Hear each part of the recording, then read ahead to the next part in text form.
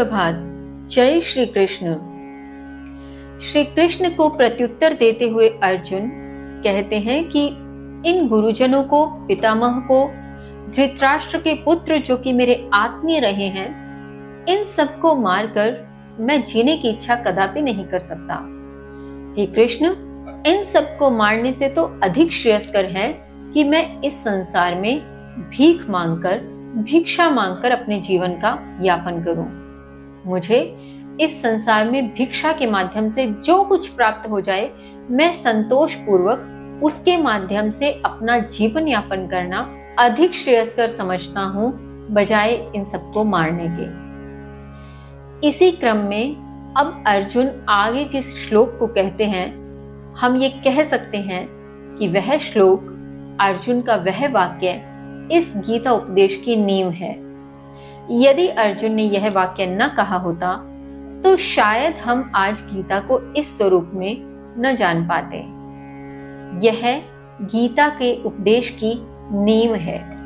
जानते हैं अर्जुन ने ऐसा क्या कहा। श्लोक संख्या 7।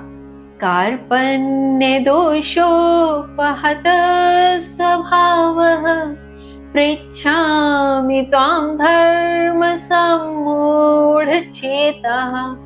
यच्छ्रेयस्यानिश्चितं ब्रूहि तन्मे शिष्यस्तेऽहं शाधि मां त्वां प्रपन्नम्।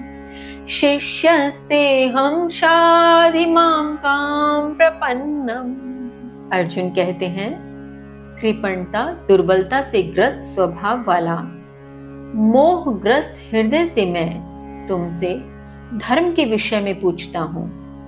जो कल्याणकारी है वह निश्चित ही मुझसे कहिए। मैं तुम्हारा शिष्य, तुम्हारी शरणागत हूं, मुझे उपदेश दीजिए। भावार्थ, अब यहाँ अर्जुन पूर्ण रूप से समर्पण कर रहा है। समर्पण के बिना किसी ज्ञान का कोई अस्तित्व नहीं है और अर्जुन यह भली भांति जानता है। उसे पता है कि यदि उसे कुछ पाना है तो समर्पण करना होगा और यहाँ अर्जुन वही कर रहा है।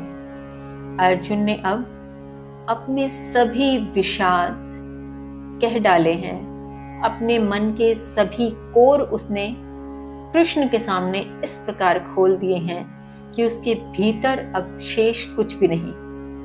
और अब उसके भीतर जब शेष कुछ भी नहीं तो वो कृष्ण के समक्ष अपना समर्पण कर रहा है, स्वयं को कृष्ण का शिष्य मानता है और कृष्ण से कहता है कि मैं कृपणता और दुर्बलता से ग्रस्त स्वभाव वाला हूं, मुझे दिख रहा है।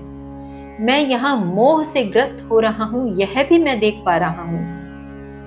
यह सब देख लेने के पश्चात भी मैं अपने कर्म पर आरूढ़ नहीं हो पा रहा, मैं कर्म नहीं कर पा रहा।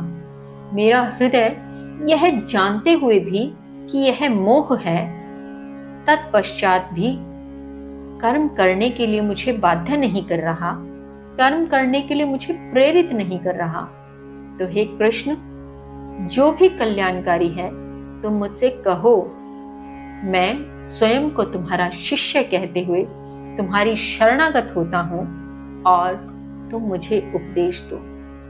तो आज अर्जुन के इस श्लोक के साथ हम भी स्वयं को इस साधना में कृष्ण की शरणागत समर्पित करते हैं और कृष्ण से यह विनम्र निवेदन करते हैं कि आगे वे अब जो भी उपदेश दें वे हमारी समझ में भी उतने ही ठीक तरीके से बैठें जैसे अर्जुन के हुए।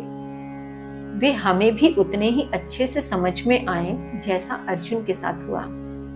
समर्पण किए बिना हम किसी भी प्रकार के ज्ञान को अपने भीतर नहीं ले सकते, क्योंकि हमारा अहम उसे हमारे भीतर आने ही नहीं देता। तो आज मैं स्वयं के साथ आप सबसे भी निवेदन करती हूँ कि हमें अपने इस अहम, अपनी ईगो, अपने उस स्व के भाव को एक किनारे रख कृष्ण के समक्ष आज समर्पण करना होगा कि आज के पश्चात जो भी अब कृष्ण उपदेश में गीता के माध्यम से हमें श्लोक कहे जाएंगे, हम उनका भावार्थ समझकर उन्हें अपने जीवन में अपनाने का प्रयत्न अवश्य करेंगे। तो मेरे साथ एक बार कहिए, जय श्री कृष्ण। समर्पण करते हुए अर्जुन आगे क्या कहते हैं, आइए जानते हैं। श्लोक संख्या 8। नहि प्रपश्यामि ममापनुद्यात् यच्छोकमुच्छोषणमिन्द्रियाणाम् अवाप्य भूमा वसपत्नमृद्धम् राज्यं सुखानामपि चाधिपत्यम् राज्यं सुखानामपि चाधिपत्यम्। अर्जुन कह रहे हैं कि पृथ्वी पर देवताओं समान और सर्वोच्च शत्रु विहीन समृद्ध राज्य को प्राप्त करके भी निश्चय ही मैं ऐसा कोई उपाय नहीं देखता हूं जो इंद्रियों को सुखा देने वाले मेरे इस शोक को दूर कर सके। भावार्थ, अर्जुन यहाँ यह तो मान रहे हैं कि यदि मैं इस युद्ध को जीतता हूँ और उस जीत के प्रत्युत्तर में, उस जीत के बदले में जो राज्य मुझे प्राप्त होगा वह राज्य देवताओं समान राज्य है, वह राज्य सर्वोच्च शत्रु विहीन समृद्ध राज्य होगा। लेकिन अर्जुन इसके साथ ये कह रहे हैं कि ऐसा राज्य प्राप्त करके भी मैं ऐसा कोई उपाय नहीं देख पा रहा जो मेरे इस इंद्रियों को सुखा देने वाले शोक को दूर कर सके। अर्थात कि इस राज्य को प्राप्त करने के लिए, इस युद्ध को जीतने के लिए मुझे जिन अपने सगे संबंधियों को, आत्मियों को मारना पड़ेगा, उनका वध करना पड़ेगा, तो वो जो वध करना है, वो जो मारना है, उसको सोच सोचकर मेरा मन दुखी हो रहा है। उसको सोचकर, उसकी कल्पना करके भी मेरी इंद्रियां सूखती जा रही हैं शोक से, और उस सूखती हुई इंद्रियों से मैं अपने कर्म को करने के लिए तत्पर ही नहीं हो पा रहा। तो ऐसे में मुझे एक तरफ दिखाई दे रहा है कि वो राज्य सर्वोच्च है, देवताओं समान शत्रु विहीन राज्य है, किंतु मुझे यह भी दिख रहा है कि मैं अपने ही आत्मियों को मार रहा हूँ।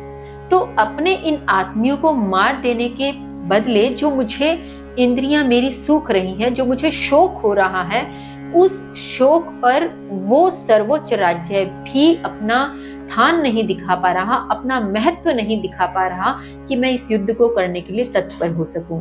अतः इसीलिए अर्जुन कृष्ण के समक्ष अपनी सारी बातें रख रहे हैं कि मैं सब कुछ जानते हुए भी कुछ कर नहीं पा रहा हूँ, सब कुछ देखते हुए भी कुछ कर नहीं पा रहा हूँ। तो इसी क्रम में आगे क्या स्थिति बनती है जानेंगे कल। तब तक के लिए जय श्री कृष्ण।